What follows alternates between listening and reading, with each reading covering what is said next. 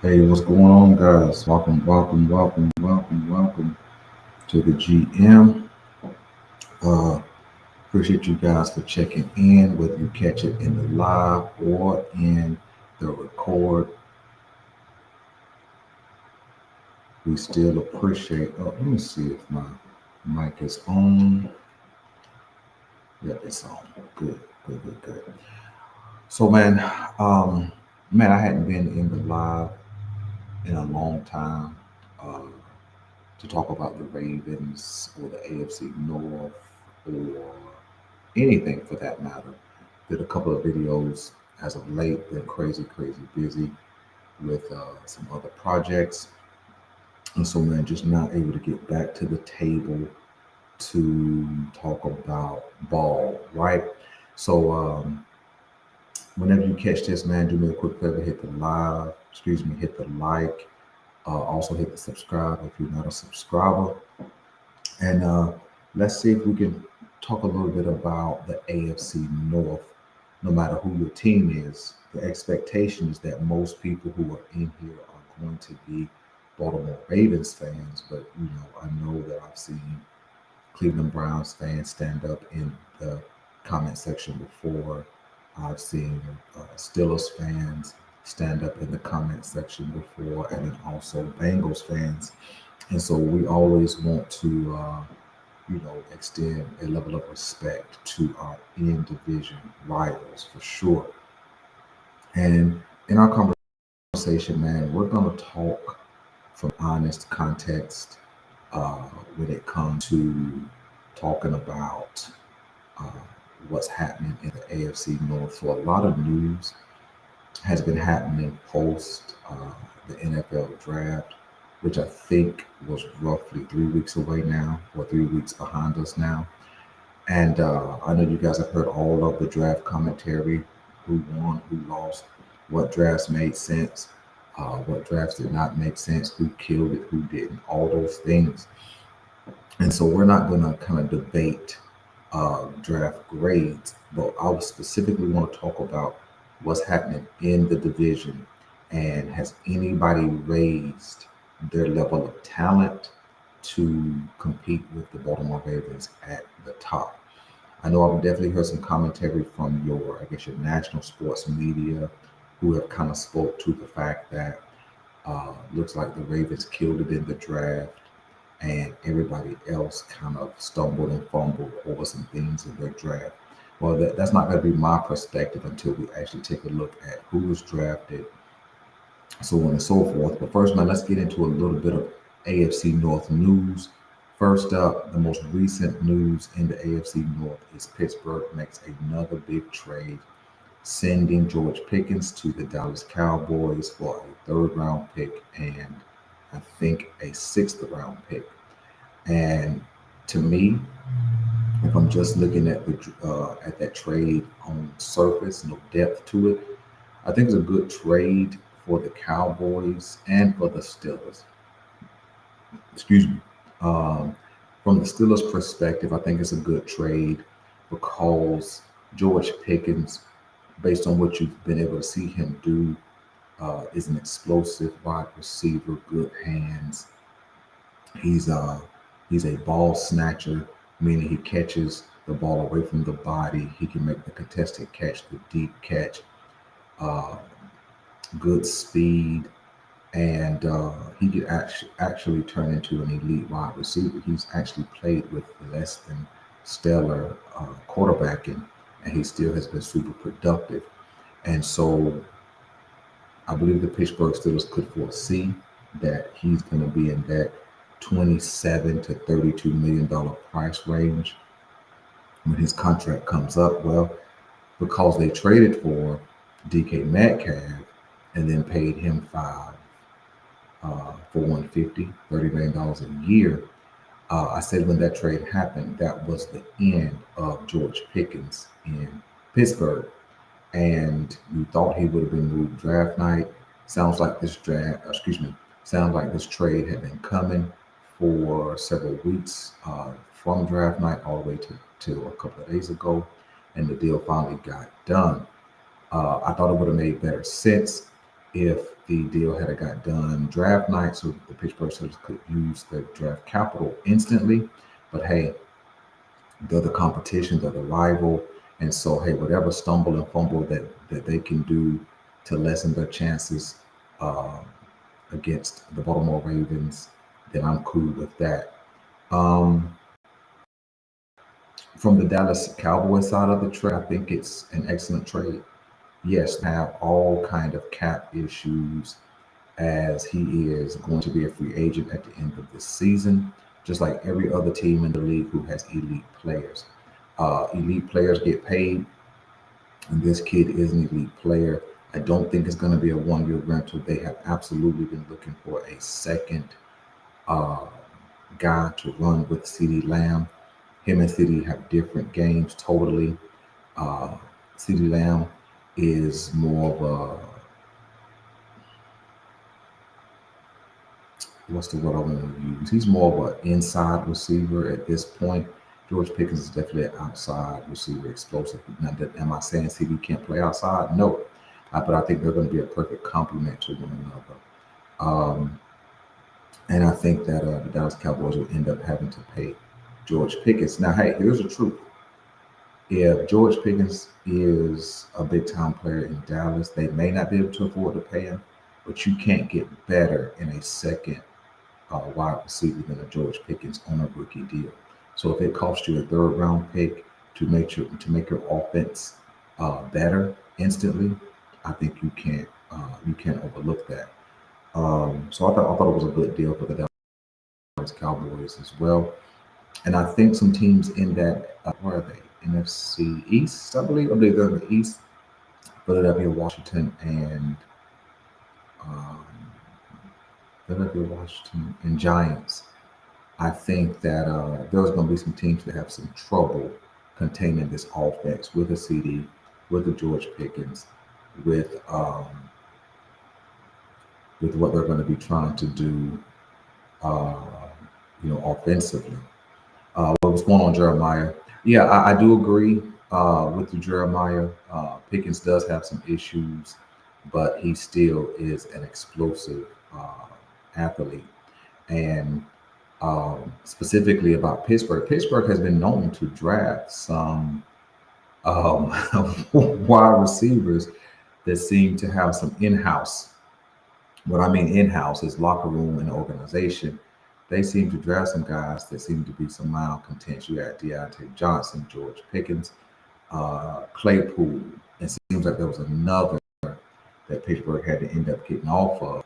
Now they're good athletes. They're good. They're actually good receivers, but their character doesn't seem to be able to sustain them. And so, hey, but nevertheless, if if we don't if we don't have to defend Pickens and DK Metcalf at the same time, then good morning, Jeremiah. If we don't have to depend both of them at the same time, then that's better for us.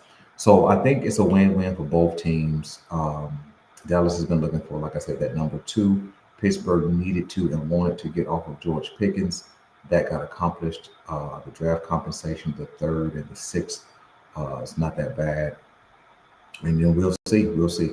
But hey, we don't even play Dallas this upcoming year. I don't believe. I don't. I think we've already done that. Yeah. We played the NFC East last year, so we don't even have to face City and Pickens together. So no skin off my back. Let's see. Other news: the Baltimore Ravens signed a swing tackle, which is pretty good. I don't remember his name, but um, I don't remember necessarily the left tackle the swing tackle that we signed, but it's good to get a veteran in house who can fill that role for sure. Um, I think that's the biggest news. Of course, we all understand and know that Justin Tucker was released earlier this week. I think we all could see that coming.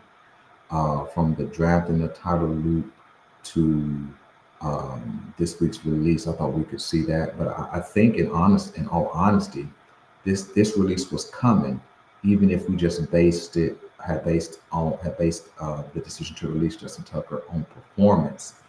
Um, I think that you could justify it even without the off-field concerns. And so, hey, I wish him the best. Hope everything works out for him. He has been a great Raven for his career. But the last two seasons, um, thank you, Jeremiah. No boom. That's right. That's right. He is a good sign, and I just couldn't remember his name. So thank you. Um, and so, as it pertains to Justin Tucker, I think that you know he may be done in the NFL. Uh, Somebody may scrounge around and pick him up near the beginning of the season if they have a kicker go down or something like that. But he may be done until some of these allegations and some of this stuff settle down and come to some type of resolution. But let's keep it moving. Um, we all know the biggest news out of Cincinnati is still the Trey Hendrickson contract dispute. Is he staying? Is he going? I do not think they're going to release him. That would be a travesty on their part. But hey, they've done some other things before. Um, and I don't know if anybody trades for him immediately. I think that he's still a productive player. He does want a new contract, and I think a trade of Trey Hendrickson would have to include some type of agreement that the next team will sign him to an extension. And he's going to be looking for that $30 million plus per year average. Is he worth that on a short term deal? He probably is. Coming in with 17 and a half sacks from last season. Uh, but I think that a lot of teams are going to sit still, and I think teams will sit still and figure out what they have from the draft and what's left on the free agency market before making a trade. You're probably right; they're probably going to make him play for sure. Um, which hey, if he's under contract, he's under contract. So that's how I feel about it. Um, and so, but so that's the news coming out of Cincinnati, and then the news coming out of Cleveland. Um, Coming out of Cleveland, the news is, of course, the Shador Sanders controversy post draft. News has come out about his attitude, his behavior in interviews, and so on and so forth. And and then the quarterback competition as it pertains to rookie mini camp and going also into training camp. Who's going to win that job? I mean, the Cleveland Browns sit with, I think, four quarterbacks, two rookies. Shador, I think his name was either Daniel Gabriel or Gabriel Daniel. Forgive me if I'm wrong. I know some people had him number two. Some draft experts had him number two in the quarterback ranking, but that's not here nor there. I don't know anything about him. Didn't watch him, so it is what it is. And I know they have Joe Flacco, which I think absolutely makes the team. He's kind of a fan favorite at this point. And who is that? Kenny Pickett, who they traded for. So I don't know. I do they keep four, right? Does Cleveland um, does Cleveland keep four quarterbacks? Can they afford to release Shador Sanders as a fifth round pick? Certainly not. Can they afford to waste a third round pick on the third round quarterback? Certainly not. Would they go against the fans and move on from Joe Flacco? I doubt it. And so then you got Kenny Pickett. You give up draft capital to get him. Will they dismiss him? So I don't know what Cleveland's going to do. In fact, it's just typically a Cleveland kind of thing. And listen, I'm not banging on the Browns, but they have been known to do some stuff. Oh, no, no, no, no. I'm sorry.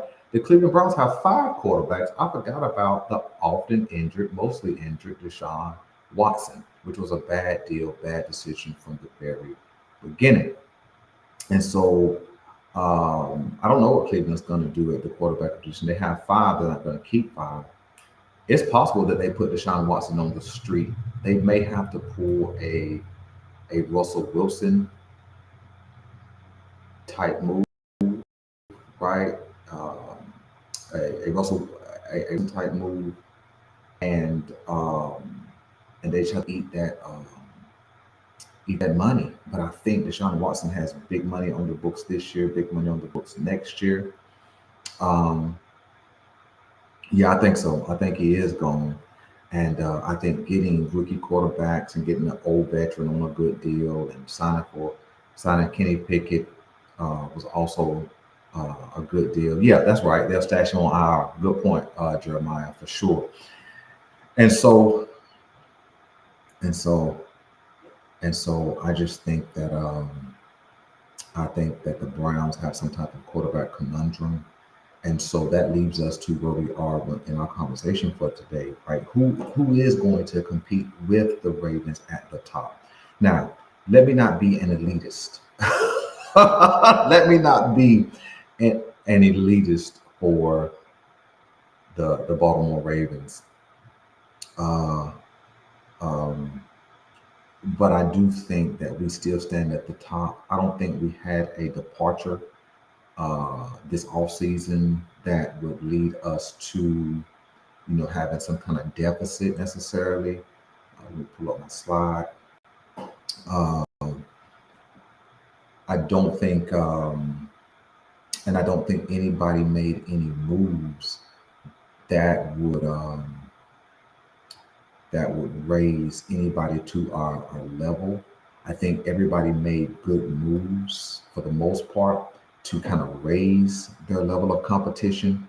But I don't see anybody making any kind of major move to kind of get near us. And so the most recent moves, of course, is going to be what happened in the draft. So let's take a look and just kind of talk about how teams got better as it pertains to competition. I think that, excuse me, as it stands right now, the team that brings the most concern for me is going to be the Bengals. And that's just because they're going to be potent offensively. I think that after the Bengals is going to be the Steelers, and then of course the Browns bring up the rear. But all of them, I believe that all of them are going to be gritty and competitive, and it's super clear what everybody's MO was when it came to the draft. It looks as if a lot of teams, all the teams in the AFC, drafted to stop Lamar Jackson and this offense. And I got a deeper conversation about how teams are going to defend Lamar Jackson coming up next week. But for right now, we're just talking about what we saw from the draft, who won, who lost, who rose, and who fell. So let's look at our first team. We're going to start at the bottom. So the question of today is who created, which team created some distance, right? So we're at the top, of course, right? Again, I'm not being an elitist. It just kind of is what it is from the end of last season. When we consider the quarterback, right? I think we have the best quarterback in the league right now, based on last year's performance. Actually, the last 2 years' performances. Yeah, we had some stumble fumble in the playoffs, but from a regular season perspective and we look at a total picture, we definitely had the best quarterback. It was going on. It was going on, KB. Uh, so I do think that we have the best QB in the draft. It's probably going to be between the Browns and Pittsburgh with the best offensive line. Now, if that line in Cincinnati comes together, I think they could be vying for the best offensive line in the AFC North. I think we have the best running back room from top to bottom. Uh, I think we have the best tight end room in the league. So therefore, in the AFC North, um, I think I think we probably sit 2 or 3, second position, third position as it pertains to our wide receiver room. So when we look offensively, I think we rank at the top offensively. Now, I think that the Bengals have more of a quick strike potential, and that's not knocking what we can do. but they absolutely have more of a quick strike potential with Chase and Higgins, and they have a nice third. They have a nice third round.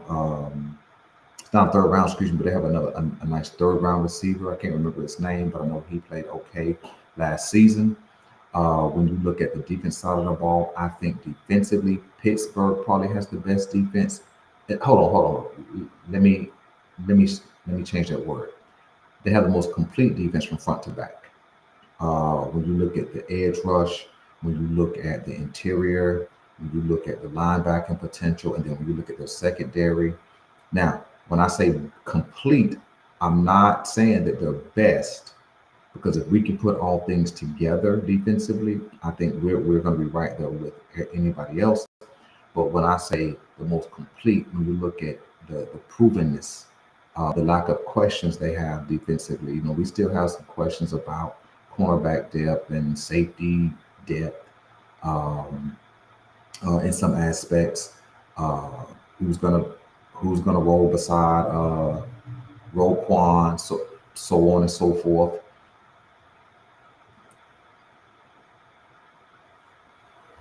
And so we'll have to see how that defense shakes out. But I do think we have good defensive potential from last year. I do not see us having that kind of crazy start where we were the worst defense basically in the entire league.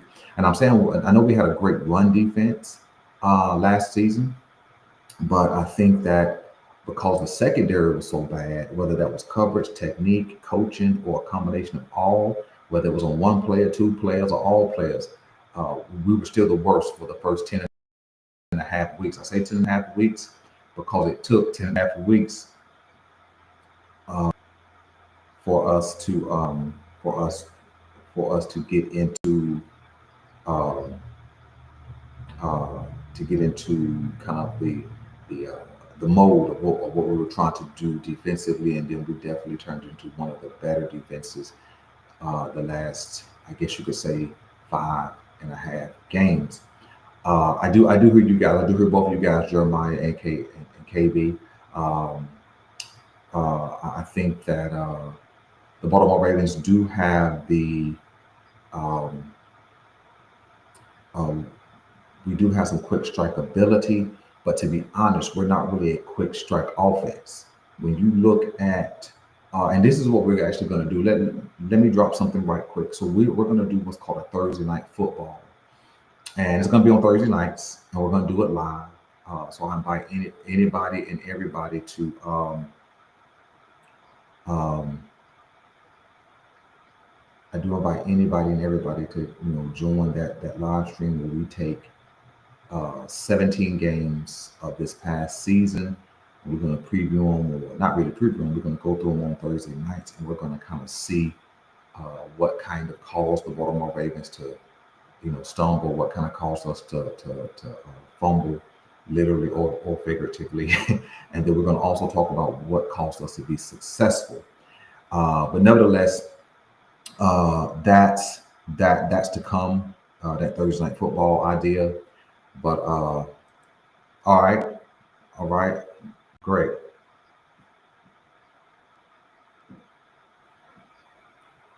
Yeah. I definitely hear exactly what you guys are saying about the offensive defensive context. So which team created some distance? That's what we're trying to get to, right? Did we create distance at the top during and after the draft? Did we stay at least the same amount of distance, or did we totally separate, right? Is everybody else in the AFC North still on planet Earth and we're like on Mars or something? Do we have that kind of distance?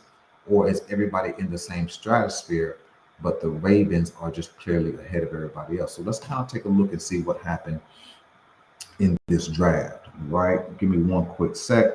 All right, so first up, man, we're going to start at the bottom and we're going to go to the top.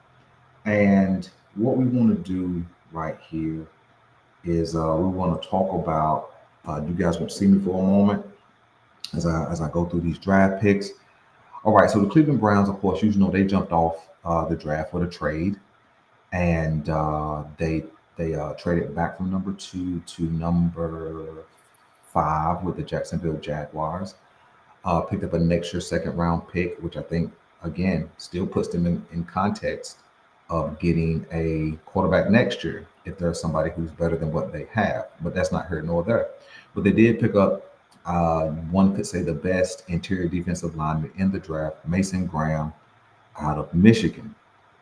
And Mason Graham is a disruptor, solid against the run, and he's just an all around elite level interior defensive lineman as it pertains to being from college. Let's just call it that. Being from college, he is an elite level interior defender, right? And so then they turned around and then they followed that up with with Carson. So I can't pronounce that second name, but you guys can see it. Carson, however you pronounce his name, Schwartzwigger, maybe that's probably incorrect. A linebacker out of UCLA. So you can kind of see the theme being laid. Two defenders, first two picks, and the Cleveland Browns actually had a second round pick where they took Quinshon Judkins out of Ohio State, a back who can do a little bit of everything. He can run between the tackles, run outside the tackles. Now he doesn't have what you call breakaway speed, but he does have good speed for a guy his size. I can't remember his measurables, but I know I had my eye on him for the Baltimore Ravens. I did not think they would take a running back in the second or even the third round. As you see, we didn't take one, but I did like Quinshon Judkins, a good back, and I knew that the Cleveland Browns would take a running back because of the state of Nick Chubb. Now there has been talk that um, Nick Chubb has had some conversation with returning to the Cleveland Browns. So you know that may still happen. And then, of course, we understand, although you don't see it here, I just went with the first three picks, kind of comparing. And then you know that the Cleveland Browns did take a quarterback in that third round. I thought the Cleveland Browns overall had a good draft. Of course, you know, they have some criticism because they drafted two rookie quarterbacks, both Shador and, again, I think it's either Daniel Gabriel or Gabriel Daniel. It don't matter either way, right? It don't it it don't matter either way what the name of that quarterback is. So when you look at it, man, I thought they had a good draft for their first three picks. I think they are building something in the trenches, and they're trying to establish a defense to again stop the Baltimore Ravens specifically, and also stop the Bengals. The Bengals are going to be explosive offensively with those two wide receivers and whatever they have going on uh, and whatever they have going on with the running back. I can't even remember what the Cincinnati Bengals did running back, but we'll look at their draft here in a second. And so I do agree, Jeremiah. I think the Browns will be dangerous. They're always competitive, and as you see with lesser talent, some injuries and things like that, they did hand us a loss last season where Jameis Winston went crazy and just kept throwing the ball and throwing the ball, and they just kept catching it and they just kept putting on points. And at the time that they were putting on points, they were stopping us. So I do think Mason Graham makes them better. I do think um, Carson S makes them better. They still have Dilbert at the safety position. They still have Newsom, I want to say his name is. I'm pretty sure his name is Greg Newsom. And I think they got better with the running back position. So it's very, very clear they're going to want to run the ball. They're going to want to play solid defense. And so I absolutely think they will be around. Around where? I can't tell you. Okay. I can't tell you where they're going to be around. But I do think they're going to be around. They're going to be competitive. They're going to be gritty. And they did not have a draft to sneeze at. I think they're going to be super competitive, and they do have the potential to compete with the Ravens and every other team in the North. And You're right. You're right, Jeremiah. As far as that Cleveland loss, we had several drops and we had several interceptions that we dropped. But again, you win what you win, you lose what you lose, and they did take that away from us. And I wonder if Miles Garrett, as I'm thinking about the Browns, I wonder if Miles Garrett is going to be invigorated this upcoming season, getting a new contract. I don't think he's going to feel like he has to justify or validate anything. He's earned that money, but I wonder will he be, I know he's going to be super competitive. I know he's going to be, lights out, and I think Mason Graham just makes them better. And so I think that they do have some upfront depth to kind of negate in some aspects what we do offensively. Let's look at the next team. All right, the next team, of course, is the Cincinnati Bengals, and you kind of see a very similar thing. Now, um, a couple of people um, had some things to say. Actually, I didn't put the two draft picks on here. I can't remember who they picked in the third round. That's not here nor there. Um, uh, but the Cleveland Browns, excuse me, Cincinnati Bengals, they went Shamar Stewart, um, big athletic edge um, out of Texas A&M, and then they went with another defender out of South Carolina, a linebacker, um, Demetrius Knight Jr. And or yeah, I think I pronounced that correctly, Knight Jr. And of course, you still see the same kind of theme in the AFC North. You see teams drafting defenders, which only makes sense for the Bengals. It's super, super clear. Let me talk about the Bengals for a moment. It's super, super clear what they're attempting to do. What they're attempting to do is have a Philadelphia Eagles type approach. Now, let me tell you what I mean. Everybody can't build a team like the Eagles. But if you think about what the Browns have done, right? They took a shot at um, well, Marcus Williams, Jeremiah should have had that video posted way a long time ago so he could get his mind right for the the Ravens. I think he's going to sign with somebody for sure, and I think he will be a better version of himself. Maybe it was just too much pressure. I know I'm off script now, but maybe it was too much pressure for Marcus Williams to um, play meaningful football after playing in New Orleans, where they were not going to win anything anytime soon.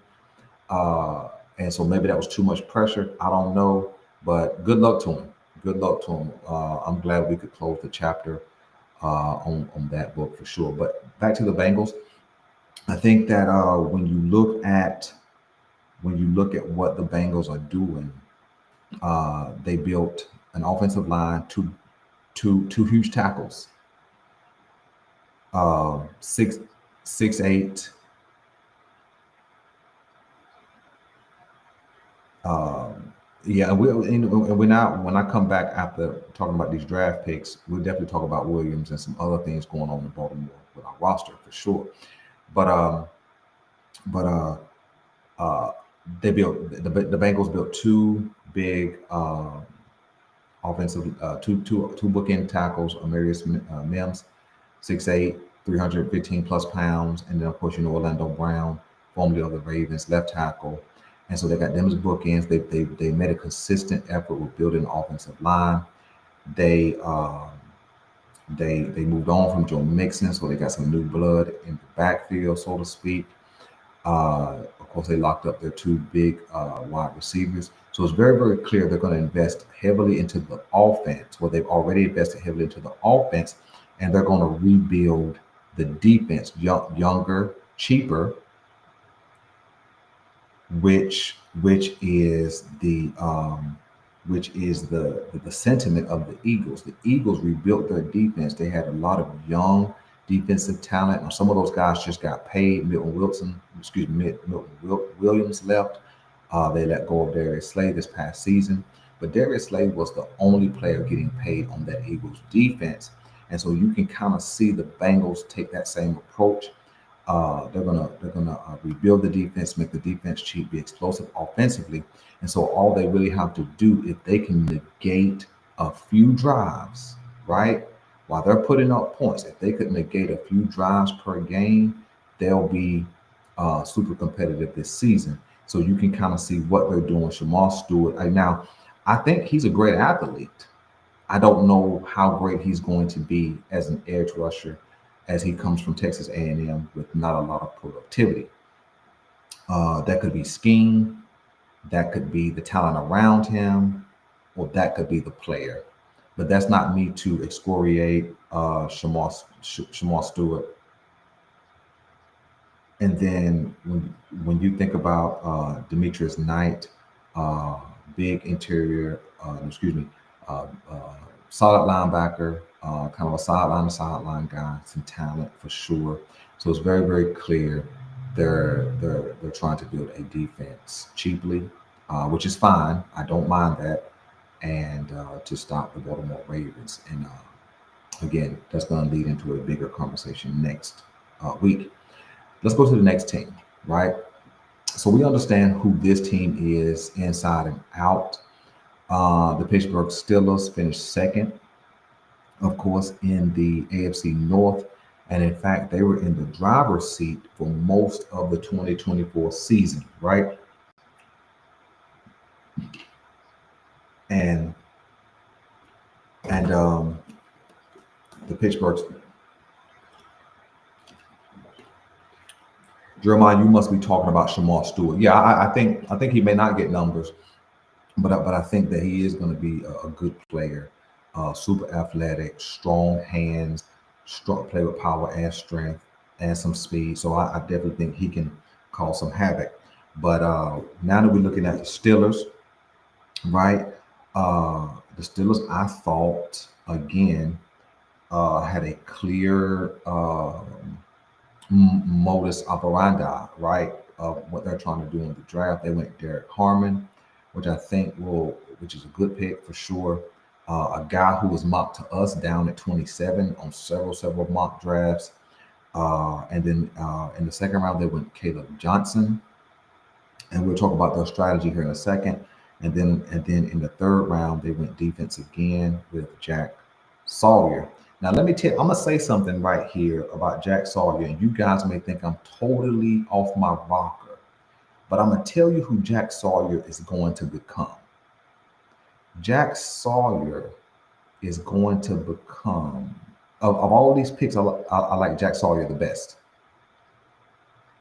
Um, uh, Jack Sawyer is going to become a TJ Watt clone. Let me let that rest with y'all. Jack Sawyer is going to become a TJ Watt clone. And let me tell you why. The reason why Jack Sawyer is going to become a TJ Watt clone, he's just the type of player that Pittsburgh drafts and develops. He comes from a good football school. Uh, he comes from a good football school in Ohio State. You can kind of call them edge rush U at this point. Just like back in the day, Texas was called DBU. They just produced safeties and corners over and over again, and now you kind of see that coming out of.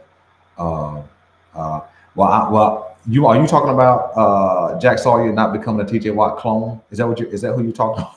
Is that who you're talking about, Jeremiah? Um, I knew that would get somebody riled up for sure. But here's why I say that, right? Jack Sawyer's not going to come in and have to do everything like you think of, some game changing edge rushers. He's going to be able to learn, right? Am I saying let's be clear. Am I saying he's TJ Watt? No. What I said was a clone. A clone is a copy. I'm not saying he's going. Let me be clear. I'm not saying he's going to be TJ Watt.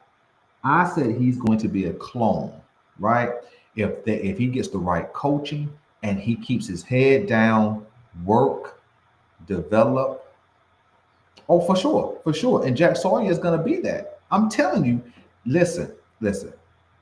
If he's learning behind T.J. Watt, and he can learn some tricks of the trade, right? See, T.J. Watt has pedigree, and so he could definitely learn from his brother, who is a Hall of Famer. T.J. Watt now is a Hall of Famer. So a young third round pick in Jack Sawyer, who comes from a football school, if he can keep his head down, know that he don't know nothing about the league just yet, and and and and just learn, I think he's gonna become a menace too. But let's just look at the total draft, right? Derek Harmon, Jack Sawyer, and then Caleb Johnson. It's clear that they're building in the trenches, for sure. Uh, Adding some depth and some instant talent,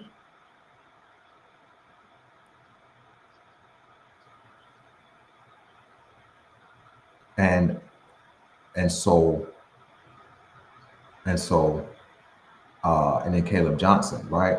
And so what is Pittsburgh trying to do? They're going to play tough defense and they're going to run the ball. Listen, let me tell you something. Pittsburgh, I want you guys to hear me. This is going to be controversial, but Pittsburgh has the potential to win this division. Let me come back to them. Let me come back to Pittsburgh. Let me get to the Ravens, and then I want to pull my regular screen back up so we can converse. Let me get up to the Ravens, and then we'll come back and talk about the whole division. So, of course, we understand who we drafted, the Ravens. So you guys have seen tons and tons of commentary about who we drafted. Malachi Starks, perfect fit for for the Baltimore Ravens to go along beside uh, Cal Hamilton. And my hope is that they'll use him as a free safety, right? Um, exclusively. Second round pick, Mike Green. Probably the second best edge if all things shake out. Second best edge in this draft, and then of course we brought up the third round with Emory Jones. Now let me pull my regular screen back up. Let me do a few things.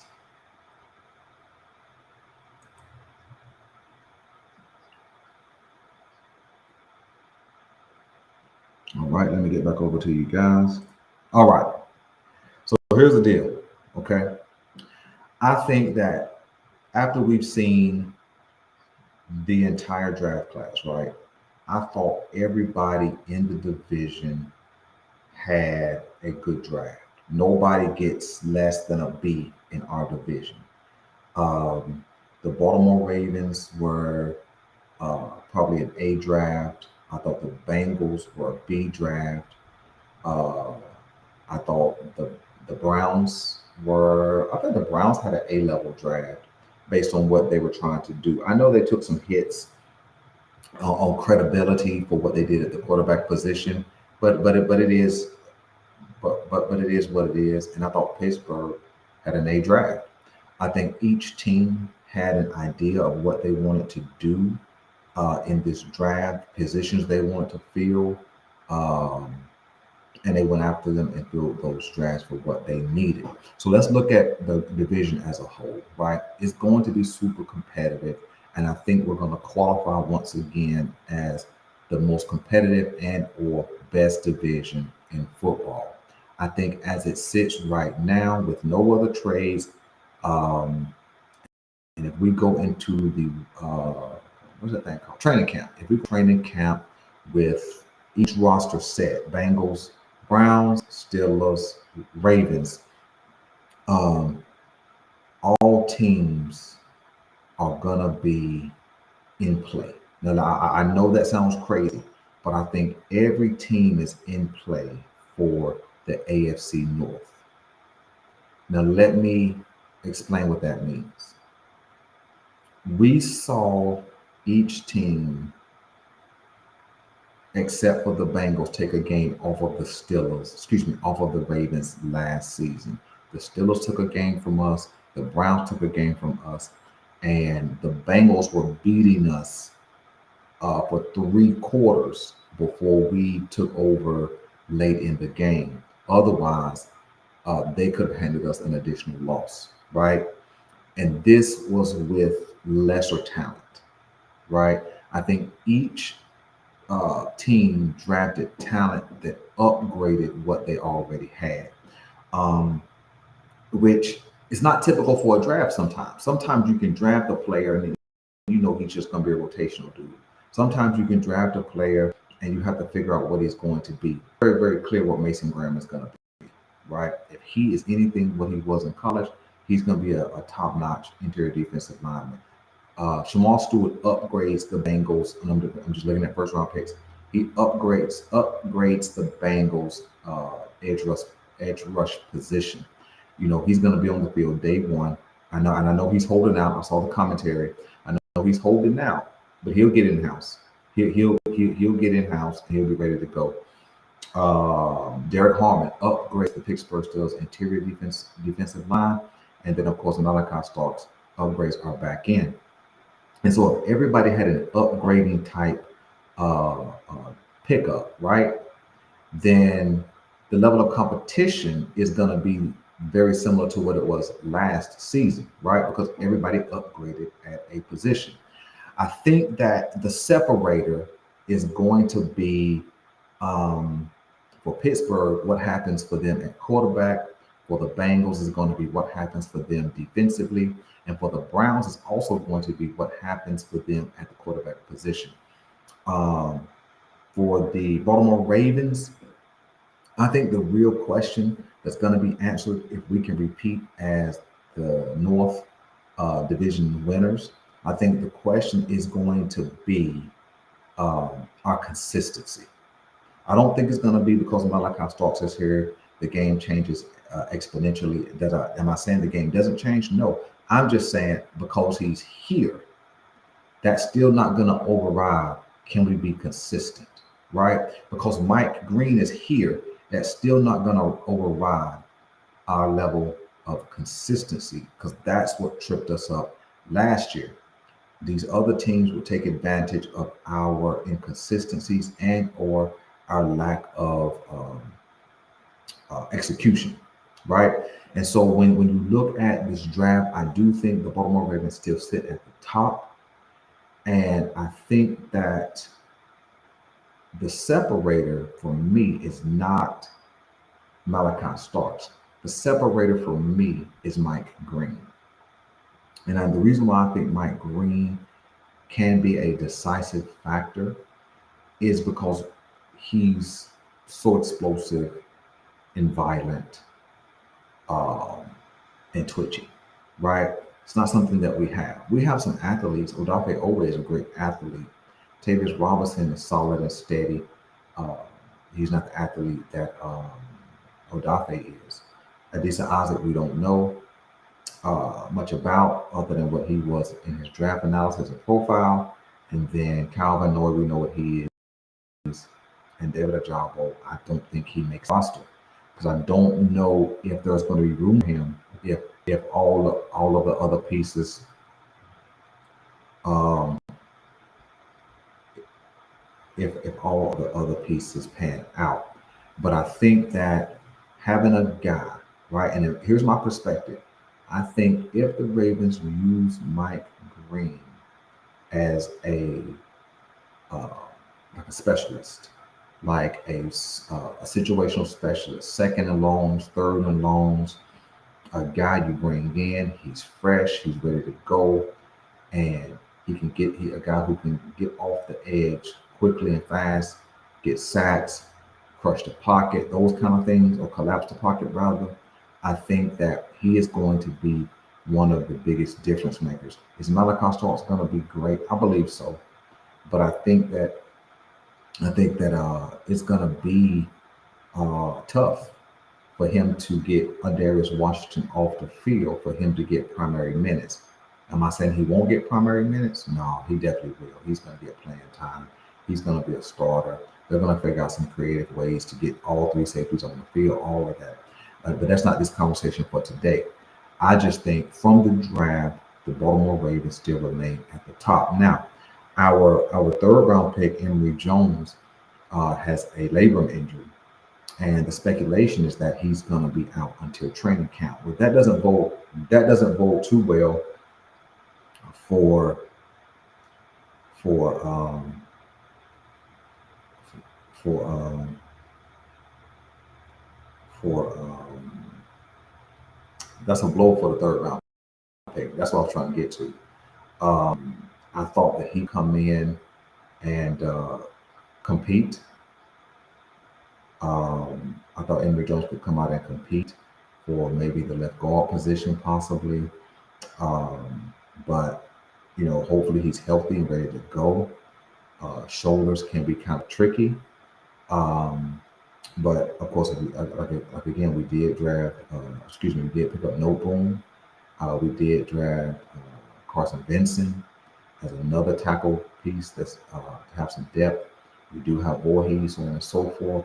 And so I think we'll be okay, even if Emory Jones isn't ready. Um, you know, I thought it interesting that he's already out or speculated to be out for basically May, June, July. So basically 3 months already. So the injury must be somewhat severe. Um, but nevertheless, we do have some depth. I think we'll do some more work in free agency. Definitely after June 1st, I think you're going to see some cuts. And you're probably going to see more significant cuts this year after June 1st than you did last year, only because there was so much depth drafted at different positions across the league. So I think you're going to see some guys be put on the street. And so, yeah, I think all the teams in the AFC North had a great draft. I think the Baltimore Ravens still maintain the top as long as we can be consistent and we can perform uh, as we should, right? Um, and I know some of our flaws last season was, sometimes it was run blocking, um, definitely pass coverage when it came to defense. But I think that with Zach Orr being in his second year, adding Chuck Pagano, things of that nature, I think that we're going to be okay. We're going to be better prepared to compete defensively. And I think that this offensive unit, as let me see, 4 or 5 starters come back from last season, I think that we'll get something figured out at left guard and we'll be ready to go. Um, but to close out, let me talk about free agency really quickly. Um, there is some good talent left out there for the Baltimore Ravens to kind of pick through. I talked about Jadeveon Clowney maybe being able to return, but at this point you have to ask for what, right? Um, does he add anything other than veteran leadership? Does he add anything other than good against the run and some pass rush uh, support, right? I don't know about that. Um, Zadarius Smith is still out there. He still has some get off when he was in Detroit. After getting traded to Detroit last season, he could be an option if we need some more veteran leadership at the edge rush position. I don't know how you guys feel about that. Let's see who else. Um, at the cornerback position, I do think we need to bring in another depth piece. I don't want a slot corner. I do not want a slot corner. I think we have enough pieces who can play slot. Uh, the draft pick, Longer Bean, can play slot. Marlon Humphrey is a slot. Darius Washington, if need be, he can play slot. And so I would like to see another outside corner veteran brought in. A couple of guys that come to my mind is a vet like, um, I just had his name. What is his name, guys? Former defensive player of the year, Stephon Gilmore. Stephon Gilmore did play well, even at an advanced age last season. I think he'd be a good mentor for some of the young corners, Wiggins and Bilal Coney, and also Longer Bean. I think that he could be a good depth piece to sit behind um, Awuzie or even to compete with Awuzie. Uh, I think that I think that so I I think that we're good. were good at corner, but I do see them, flirting with a veteran corner. And then I think one of the biggest, uh, let's call it a need, is going to be interior defensive linemen. Um, we lost Michael Pierce. We did not bring back Brent Urban. And so I would like to see if there's a big nasty dude out there who can plug in that middle. I think that would be the piece that we need. We do have a big dude that we picked up in the UDFA. Uh, yeah, I heard you, Jeremiah. I do hear linebacker as well.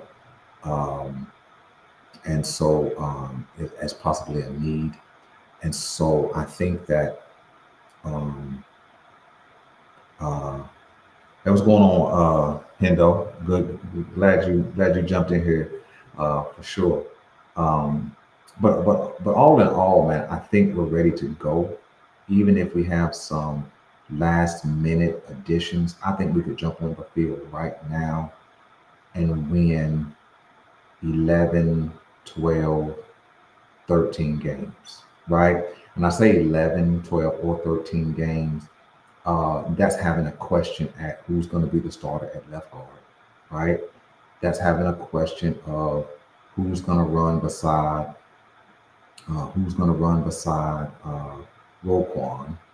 That's having a question of who is going to fill in some interior offensive line depth. Excuse me, offensive line depth.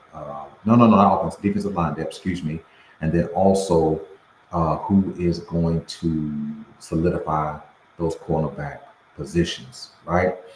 And so I think we can still get on the field right now and win 11, 12, 13 games with those questions still remaining. Um, a conversation I had earlier post draft was who was going to be some draft casualties. What I mean by draft casualty is whose job is on the line because of the draft. And so I think that, again, since we're still talking about roster and competition and AFC North, I think one of the guys that comes right to mind is JAD. I think his job could be on the line just based on what we did in the draft. I think Wiggins, Awuzie are the starters, Marlon Humphrey in the slot.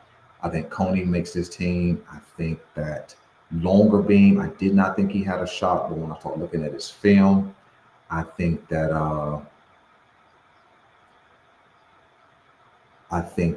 he is going to be um, the second slot. I think that's the longer. He just has that kind of feel to me.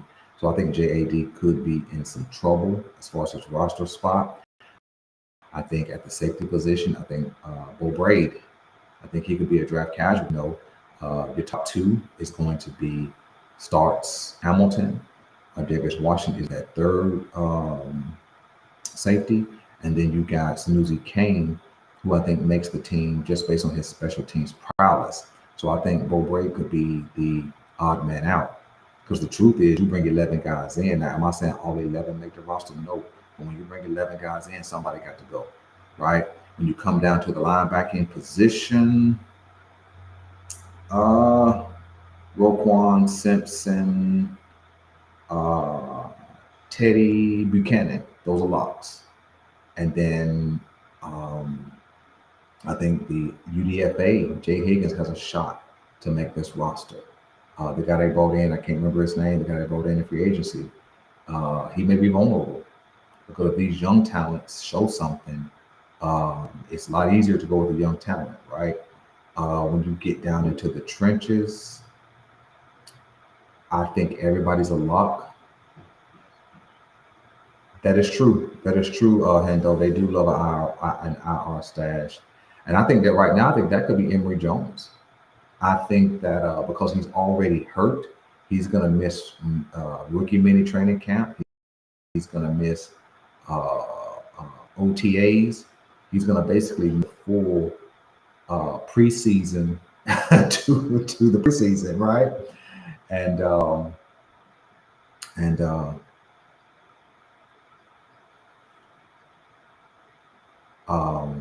no, so yeah, I like Braid, but I think that based on see, I think that Bo Braid is more of the potential casualty, even though his long term contract is better suited for the Ravens just because of the veteran presence of Nadarius Washington, right?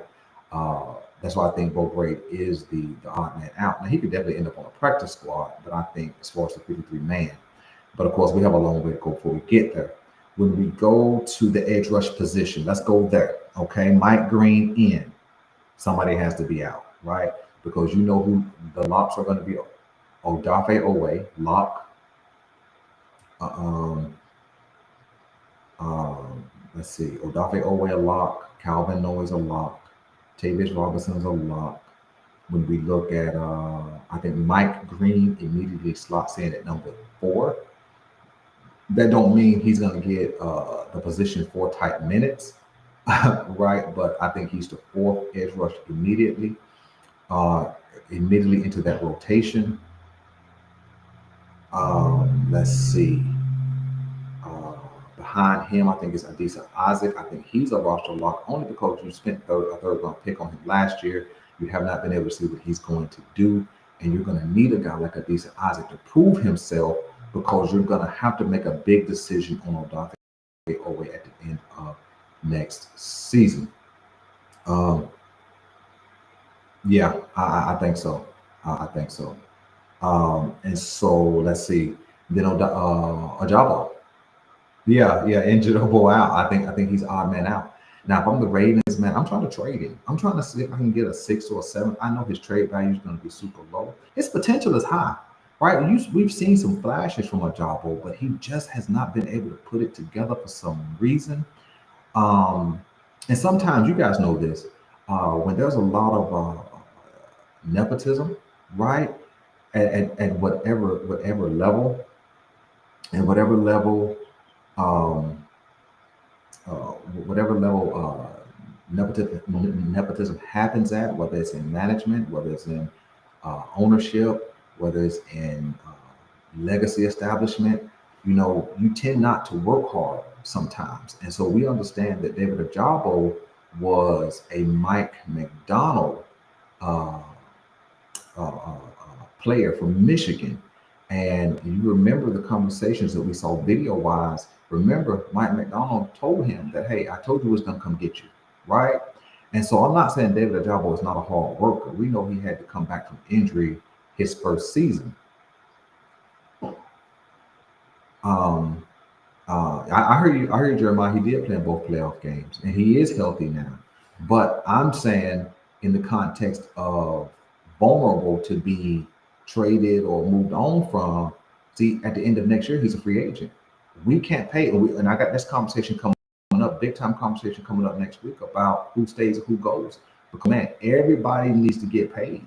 And if a job, let's say if a job will come out, man, balls out 7, 8 sacks, has a good season, they can't pay him. They can't pay him, so it makes more sense to get your draft compensation now if you're going to trade him. But we don't know. But for some reason, okay, let me get here. For some reason, he was inactive several weeks last season, and so I think he may be the odd man out. I'm not saying it's automatic, but he may be the odd man out. Offensively, um, let's go to tight end set.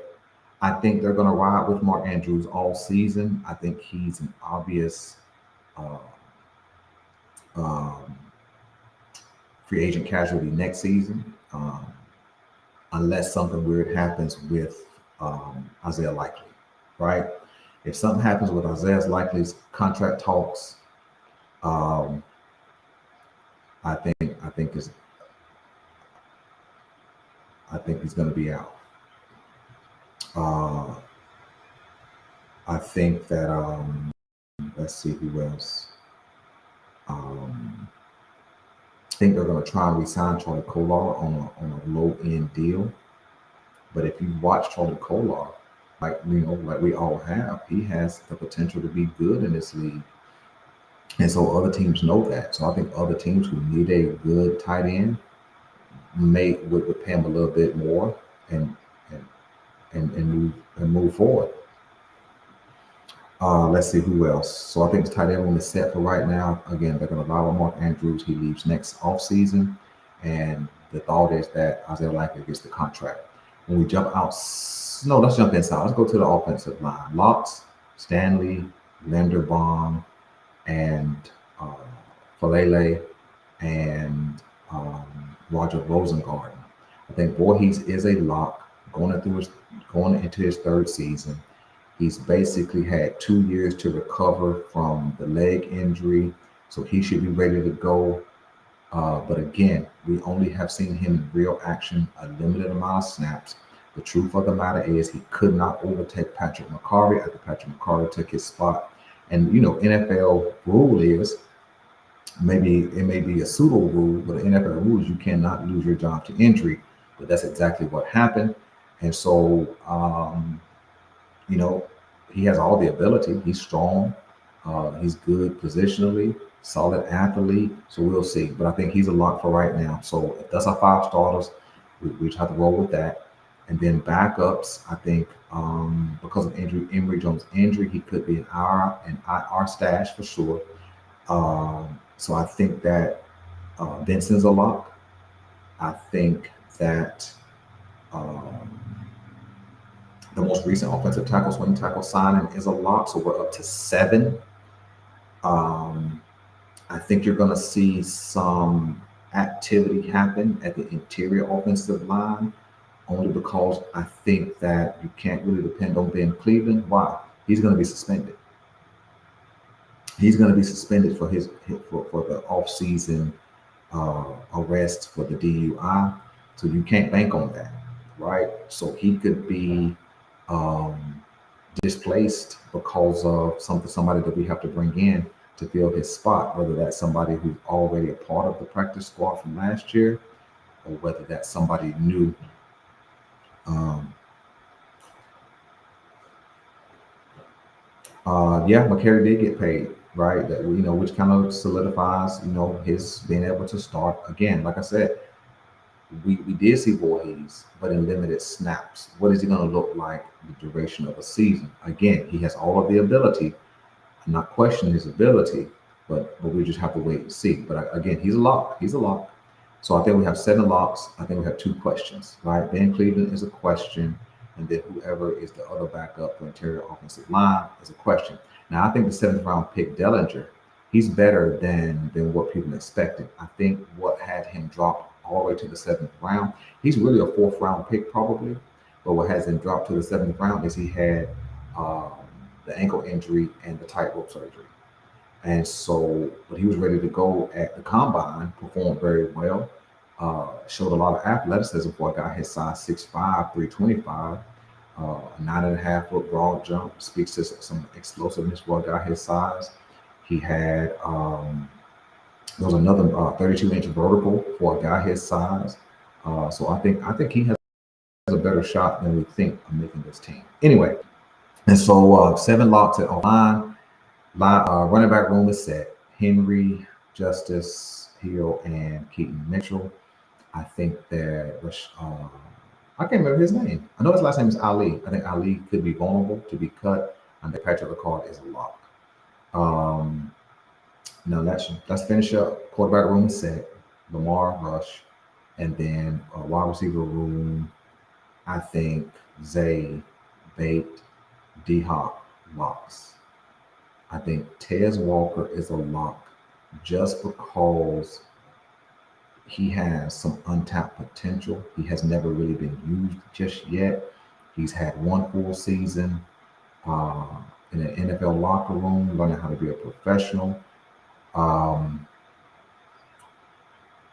I think that what's his name? Dadgummit. Yeah, thank you, Ro. Rasheen Ali. I think he's vulnerable. I think he's vulnerable. And listen, here's what. Now, let me go back since Ro brought his name up. Um, Rasheen Ali is vulnerable because what he was doing last season was returning some kicks and things of that nature. So he's not vulnerable because of the running back room. He's vulnerable because of the addition of LeJontay Wester, who is going to make this roster. I think I'm gonna call him a lock, even though he's a rookie 6th rounder. So let me hit these wide receivers again. Zay lock, Bait lock, D Hop lock. I'm going to put Wester into the 5th spot behind Tylan Wallace. I think he could overtake Tylan Wallace because of all of the other stuff that he can do. I think he's the type of player that you tried to use Zay for when you were kind of pitching the ball to Zay out of the backfield and trying to throw Zay. Well, you didn't try. He did throwing Zay, wide receiver screens. I think you can give some of that to Wester uh, and um, and take some of those unnecessary hits, those unnecessary carries off of Zay. So I think Wester's a lock, and then the 6th. Um, who's that 6th wide receiver? I had 6 locks. Zay, Bait, D Hop, Wester, Tez. I think is a lock, and Wallace. Yeah. I think those are the locks. I don't really think anybody's going to break into our wide receiver rotation. I think there's going to be some practice squad dudes for sure, but I think our 6 top ones is locked. The top 3 are obvious. I think Walker's a lock because I think he's a true deep threat. He's a 4-3-4 guy, and we saw that speed on display in one of his first snaps when Lamar hit him for like a 20-yard touchdown. Maybe been a little longer, but you guys know the play I'm talking about. I think Wester has a lot of untapped Wallace. Thank you. Had a lot of untapped potential, and then Tyler Wallace is just a catcher, right? He just catches the ball and makes plays, moves the chain. And because Wallace is a free agent at the end of 2026, you're gonna keep Wester. Uh, you're gonna keep Wester on this team to do some of the things that Wallace did last year and the year before: punt, kick returns, things of that nature. Jeremiah, you don't think Wallace is a lock? I'm calling him a lock only based upon um, the other guys who are behind him.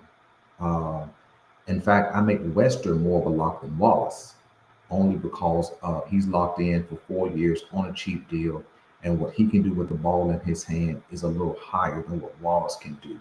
Now, if there's a guy who surfaces, maybe a guy who gets released after June 1st, uh, then Wallace may be more vulnerable. Let's close out right here. All right. I want to close out right here with the conversation of, do we need anything else? Right? There's going to be a ton of guys hit the street after June 1st, more than last year. And I think a guy who could be released, I've been trying to keep up with him. I hadn't done any videos with one on him. I mentioned him a couple of times, but a full video I did once, and that's Jair Alexander. Everything I hear out of Green Bay, I kind of check out their Locked On podcast. I kind of check out the news because I'm keeping my eye on Jair Alexander. I don't think it's a big deal because no, what car announcement? What happened? Um, um, are you talking about Derek Carr? Because what you're going if it's a Derek Carr announcement, he probably retiring. But let me know. Let me know, Mike B, what the announcement was. Um, but I'm keeping my eyes and ears on Jair Alexander because everything I'm hearing out of Green Bay is he's not going to be a part of their future. And by releasing him, they save somewhere between 15 and 16 million dollars, maybe a little more. That's what I thought. I hadn't heard the news. I don't have a news alert on right now. But when you said that I hear the news, I figured it was going to be Derek Carr's retirement. And listen, let me hit that. I'm coming back to Jair. Shout out to Derek Carr, man, for a solid career, um, a solid quarterback. Never, I think, was in a fully winning situation, whether it was having the weapons, having the offensive line, to coincide with one another, having the running back room. I think his best opportunity to win was in Vegas. when they brought over Devontae Adams. But for whatever the reason, weirdly, man, they didn't even really have a connection when he got over there, man. But listen, I knew that when he went to New Orleans, that was going to be a failed attempt to do well at the end of a career. New Orleans was already going down, and once he got there, the offensive line started to be a little bit shaky or a lot shaky. The wide receivers started to go down and get hurt, and um, and it was an unsuccessful venture. But shout out to Derek Carr, man. Uh, definitely an upgrade of a career over his brother David. And man, I hope he goes on and does all he wants to do in the remainder of his life and do well, man. So shout out to Carr. But let's get back to Jair. So I think that Jair could be a potential rate if they put him on the street. I suspect that they will. I think what they're waiting on is to see if somebody comes and nabs him over the next 3 weeks before June 1st. But if teams are smart and patient, they can get him for a fraction of the cost because Green Bay is still going to owe him some money. And I think you could get him somewhere in that $8 to $12 million range, maybe on a short-term deal. But I think that if he comes available, the Baltimore Ravens need to really pursue him. We've been known to try and pursue uh, Darius Slay a couple of different times. It never worked out. We've been linked to um, Alexander for a couple of seasons. Maybe this is the off season that we finally get that thing done. But listen, man, that's what I got for you guys, man. I appreciate you guys for checking in with us.